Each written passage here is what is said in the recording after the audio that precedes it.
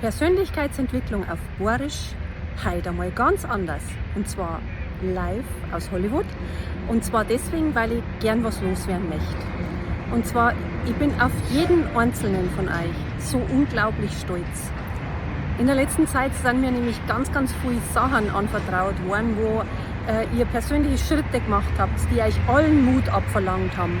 Da wo es um Schritte geht, wo man nicht weiß, wo das enden wird, sondern einfach nur, dass ihr den Mut besessen habt, das zu tun und dann zu schauen, was sich weiterhin ergeben darf. Mut, meine Lieben, wird immer belohnt. Das Credo kennt ihr ja schon von mir. Und ja, vielen Dank für euer Vertrauen und es ist mir eine wahre Freude, dass der ein oder andere Impuls euch weiterhelfen hat können auf eurem Weg, weil die Berichte von euch, das ist nämlich auch was mich persönlich weitertragt, was mir gut tut, weil auch wenn es nicht klappt, auch ich brauche ab und zu einen Schubs. Und ihr wisst ja, wer will, der kann.